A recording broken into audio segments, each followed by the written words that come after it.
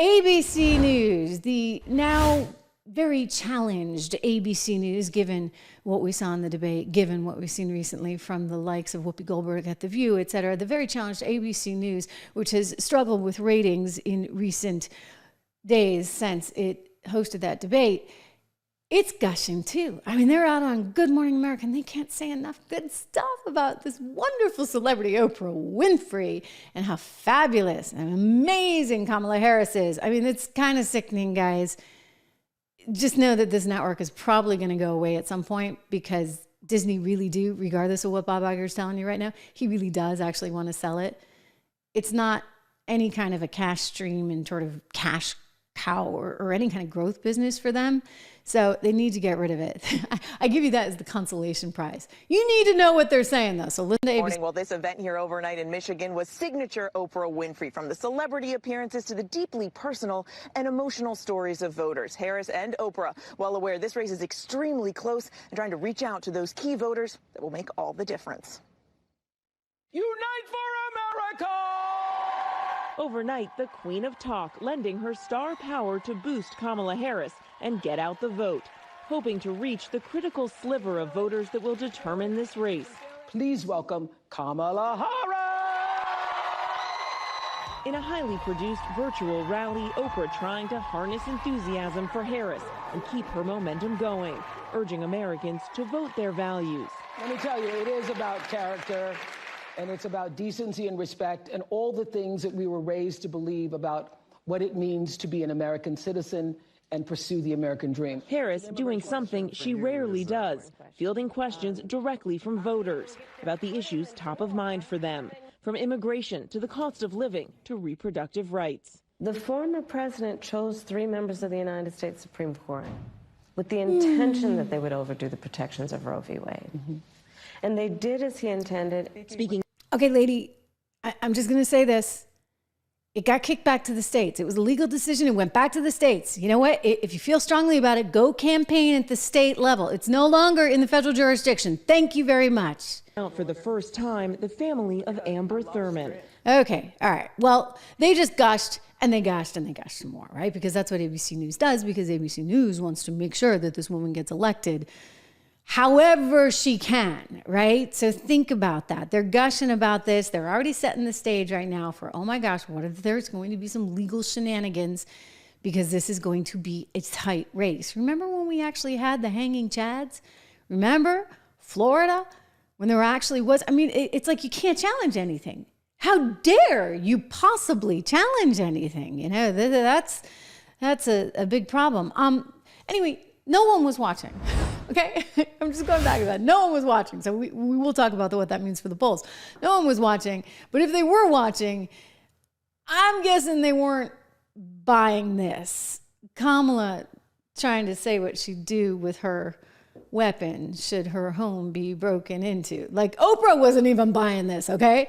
I'm a gun owner. Tim Walz is a gun. I did not know that. If somebody breaks in my house, they're getting shot. Yes, I hear that. I hear that. Probably should not have said that. But my staff will deal with that later. Yeah. But you... Lots of laughing.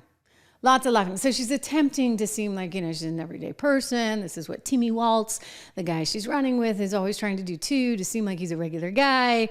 These are not regular people, okay? These are not at all regular people. These are actually really hardcore politicians and leftists. She is a woman who got on that stage with Donald Trump and refused to actually talk about policy. She just kept going for the jugular, and she kept trying to say things that would tweak him. Unfortunately for him, he did get tweaked, all right? You know, I mean, she was classic mean girl. She was a classic bully, but instead of saying, hey, let's go back to the economy, he let her get under his skin. I mean, like, you know, I get it. Like, she gets under my skin too. Like, I don't normally really dislike politicians. I mean, I'm just like, whatever. I mean, even Hillary Clinton, right? Whatever.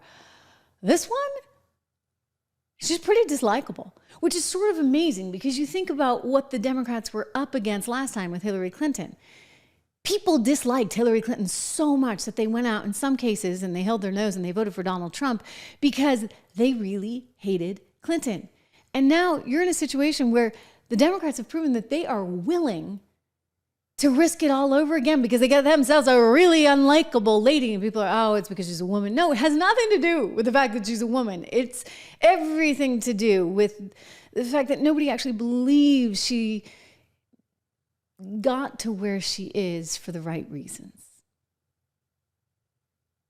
Right? That's kind of a problem. Nobody believes that she understands how to fix our border. Nobody believes that she even wants to fix our border. Nobody believes that she understands anything about economic policy.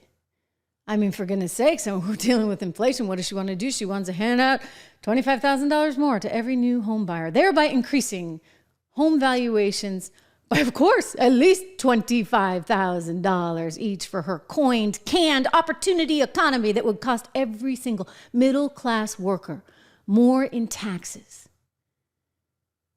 And the ripple effect of all of that is significant. So nobody believes Kamala Harris knows what she's doing. They don't believe that she knows how to shoot the intruder who comes in her home. And they don't believe that she can really add 2 + 2 and get to 4.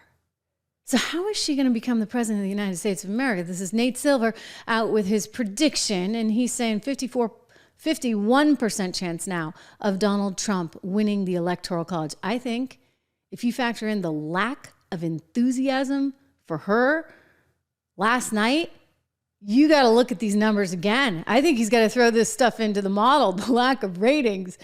51% for Trump, 48.8% for Harris. I think it's actually going to be way worse than that because people are not excited by her. She doesn't have people excited by her. She doesn't have the base, and what does she have? Very little. I mean, Oklahoma is doing what it can. Texas is doing what it can. We're going to talk about that coming up momentarily because they're trying to change the voter rolls there so that you don't have people that shouldn't be on the voter rolls on them. Like, that's actually going to matter. It's a very close election, and we want to make sure that everything's on the up and up.